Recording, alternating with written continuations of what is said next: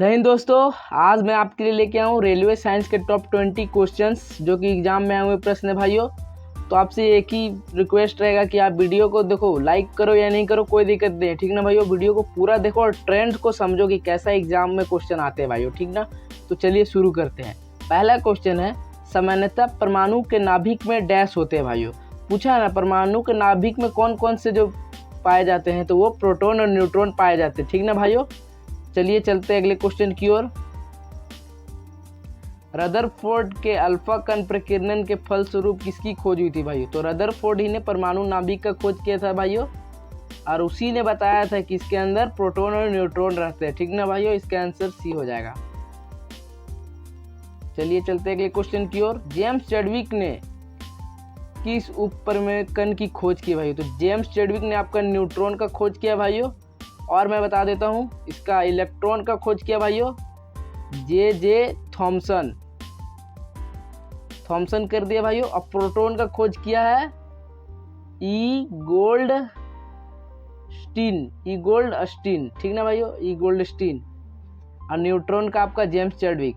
Neutron इतना important नहीं भाइयों। देखिए, न्यूट्रॉन की खोज 1932 में जेम्स चैडविक ने किया था भाइयों, ये याद रख लेना। और न्यूट्रॉन भाइयों एक न्यूट्रॉन मतलब न्यूट्रल है। न्यूट्रॉन क्या है ना तो ये पॉजिटिव चार्ज है और ना ये नेगेटिव है, ये चार्जलेस है, ठीक ना भाइयों। ना पॉजिटिव है ना नेगेटिव है। किस ब्रिटिश भौतिक वैज्ञानिकों को इलेक्ट्रॉन की खोज से संबंधित कार्य के लिए 1906 में भौतिक में नोबेल पुरस्कार मिला था भाइयों। तो देखो, इलेक्ट्रॉन का खोज किसने किया था, जे थॉमसन ने किया था। लेकिन एक चीज और याद रख लीजिए, उनको 1906 में है ना भाइयों नोबेल पुरस्कार दिया गया था इसके लिए। जे थॉमसन इलेक्ट्रॉन की खोज के लिए नोबेल पुरस्कार मिला 1906 में। रदरफोर्ड भौतिक नाभिक के खोजे भाइयों आप लोग देख चुके हैं, 1908 में मिला। नील्स बोर परमाणु की संरचना बताया था भाइयों, उसके लिए 1922 में इनको भी मिला था भाई, ये भी याद रख सकते हैं आप लोग। अगला क्वेश्चन देखते हैं, इलेक्ट्रॉन की खोज किसने की। देख रहे हैं भाइयों आरआरबी जेईई एनटीपीसी, तो इसका सही उत्तर हो जाएगा भाई हम लोग का जे थॉमसन। अगर बोल देता नाभिक का खोज रदरफोर्ड मारते, परमाणु संरचना का खोज नील बोर मारते भाइयों, इस तरह से। लेकिन इसका आंसर देख सकते हैं भाइयों, इसका देखो एक इलेक्ट्रॉन है ना भाई, उसका द्रव्यमान जो होगा ना तो 9.1 10 की पावर -31 kg, और जो चार्ज होगा वो 1.6 10 की पावर 19 कूलम। याद रखिएगा भाइयों, इलेक्ट्रॉन का है ये, ऋणात्मक में होगा भाइयों, ऋण आवेश। निम्नलिखित में से किन कणों का सकारात्मक आवेश होता है भाइयों। तो प्रोटॉन जो है ना वो पॉजिटिव होगा, ठीक ना भाइयों। और इलेक्ट्रॉन जो होगा ऑप्शन नंबर सी देखिए, ये नेगेटिव होगा। और न्यूट्रॉन चार्जलेस, ना तो पॉजिटिव ना ही नेगेटिव। यहाँ लिखा हुआ भी है प्रोटॉन एक धनात्मक विद्युत है। एक इलेक्ट्रॉन में ऋणात्मक आवेश होता है भाइयों, तो 1.6 10 की पावर -19 कूलम। देख सकते हैं तो आरआरबी ग्रुप डी जेई, और यही होता है प्रोटॉन में भी। लेकिन यहाँ क्या है पॉजिटिव, और इसमें ऋण आवेश पूछ दिया गया, धन आवेश पूछता तब भी यही होता है, लेकिन इसमें पॉजिटिव रहता है। चलिए चलते हैं। न्यूट्रॉन को छोड़कर डैश सभी परमाणु होते हैं भाई, मौजूद होते हैं। देखो, हाइड्रोजन में न्यूट्रॉन नहीं होता है भाइयों, बाकी सब होता है। अब इसका फंडा बताता हूँ काहे नहीं होता है। तो हाइड्रोजन का परमाणु संख्या 1 हो गया भाइयों, परमाणु द्रव्यमान भी 1 हो गया। अब न्यूट्रॉन का जो संख्या है ना ऊपर से नीचे घटाने पे मिलता है, तो अगर 1 से 1 घटाएंगे तो क्या मिलेगा, 0 मिलेगा। इसका न्यूट्रॉन इसमें 0 है भाइयों, इसका हाइड्रोजन में न्यूट्रॉन नहीं होता है। आशा करता हूँ हमको समझ में आया। ऊपर से नीचे घटाने पर मिलता है पर न्यूट्रॉन, यानी द्रव्यमान से परमाणु संख्या को घटाने पे मिलेगा न्यूट्रॉन, ठीक ना भाइयों। न्यूट्रॉन डैश के अलावा सभी परमाणुओं के नाभिक में मौजूद होते। देखो बार बार वही क्वेश्चन आ रहा है भाइयों, हाइड्रोजन हो जाएगा। मैंने आपको बताया भी कैसे हाइड्रोजन होगा। चलिए चलते हैं अगले क्वेश्चन की ओर। प्रोटॉन में डैश धनात्मक आवेश होता है भाइयों। तो प्रोटॉन में पता ही होगा आपका भाइयों 1.6 10 की पावर -19 कूलम होता है भाइयों, धनात्मक। प्रोटॉन का जो खोज किया था ना भाइयों ई गोल्ड स्टीन ने किया था, मैं पहले बता दिया। लेकिन प्रोटॉन कण का नाम जो रखा ना भाइयों कि ये प्रोटॉन कहलाएगा, वो रदरफोर्ड किए थे भाइयों। रदरफोर्ड परमाणु मॉडल में अल्फा कण पर डैश पर प्रचित्र किया था भाइयों। तो ये सोना का जो चादर पन्नी आता है उस पे ये लोग प्रक्षेपित किए थे, ठीक ना भाइयों। 1911 में ये किए थे, याद रख लीजिएगा भाइयों, सोना का चादर पे किए थे। इसी के कारण नाभिक का खोज हुआ था, परमाणु नाभिक का पता चला था। रदरफोर्ड ने अल्फा कणों का प्रयोग के लिए परिणाम स्वरूप किसकी खोज की? तो परमाणु नाभिक की खोज की। उसने बताया कि इसमें प्रोटॉन और न्यूट्रॉन पाए जाते हैं। ठीक ना भाई, उसमें कौन कौन से नाभिक में पाए जाने वाले हैं? वो प्रोटॉन है और न्यूट्रॉन है, याद रखिएगा। रदरफोर्ड प्रयोग में अल्फा कण की एक पतली डैश पर डाला गया था भाइयों, तो ये सोने की पन्नी पर।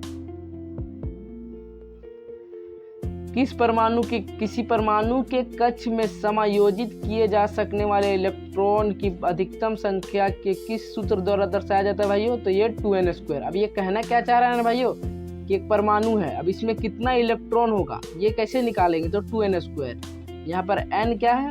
ऑर्बिट है। ऑर्बिट मतलब जैसे कि एक परमाणु है, परमाणु के अंदर ये ऑर्बिट है भाइयों 1 2, इसके अंदर नाभिक रहता है ये छोटा सा। ठीक ना भाइयों, तो ये पहला ऑर्बिट का मान 1 होगा। आगे देखते हैं हम लोग, ऐसा क्वेश्चन आएगा। देखिए m कक्ष में शामिल हो जाने वाले इलेक्ट्रॉन की अधिकतम संख्या कितनी होती है भाइयों? तो KLM, तो 2 का पावर 3 दूनी 9 दूनी 18। तो आप सोच रहे होंगे 18 कैसे होगा? Option number C. तो आपको आपने देखा कि किसी परमाणु में कितने हाईएस्ट इलेक्ट्रॉन हो सकते हैं? तो 2n²। अब यहाँ पे 4 कक्ष होते हैं भाइयों, ये देखो KLMN। K के लिए n का वैल्यू जो रहेगा वो 1 होगा और m के लिए 3 होगा भाइयों। तो 2n² में n का वैल्यू 3 बताते हैं हम लोग, ठीक ना, क्योंकि m का वैल्यू 3 है, m कक्ष में पूछा है। तो 2 गुना 3 का स्क्वायर, तो 2 गुना 3 का स्क्वायर यानी 3 का स्क्वायर क्या हो गया भाइयों? 9, और 9 गुना 2 हो गया ना भाइयों 18 m कक्ष में। और भी क्वेश्चन है, आगे देखते हैं हम लोग। m सतह में संयोजित किए जाने वाले कितने इलेक्ट्रॉन हैं? तो भाइयों ये हम लोग देख चुके हैं, 18 हो जाएगा भाइयों। लेकिन अगला क्वेश्चन n कक्ष में किए जा सकने वाले, तो कितने कक्ष थे भाइयों? KLMN, इसमें 1 2 3 4। इस बार n का वैल्यू जो हम लोग को 4 है भाइयों। तो 2 गुना 4 का स्क्वायर, n का स्क्वायर, तो 2 गुना 4 का स्क्वायर 16, और 16 दूनी 32। तो ऑप्शन नंबर 20 का राइट उत्तर हो जाएगा भाइयों। देखें आपको समझ में आया, आशा करता हूं मैं। किसी परमाणु के K कोष में संयोजित किए जाने वाले कितने इलेक्ट्रॉन? तो भाइयों K क्या होता है पहले नंबर पर? तो पहला के लिए 1, और 2 गुना 1 का स्क्वायर, तो 2 गुना 1 का स्क्वायर क्या हो जाएगा? 1, और 2 गुना 1 बनी 2। तो इसमें ऑप्शन नंबर सी देख सकते हैं नीचे, ऑप्शन नंबर सी राइट उत्तर है भाइयों। अगला क्वेश्चन देख लें हम लोग। L कक्ष में रखे जा सकने वाले कितने इलेक्ट्रॉन की संख्या कितनी होगी भाइयों? तो देखिए KL, L आया अपना 2 नंबर पे, तो 2 लिखेंगे इसके लिए n का, तो 2 गुना n² यानी 2 गुना 2 का स्क्वायर, तो 2 का स्क्वायर 4 हो गया भाइयों। 4 गुना 2, 4 गुना 2 यानी ऑप्शन नंबर ए 8।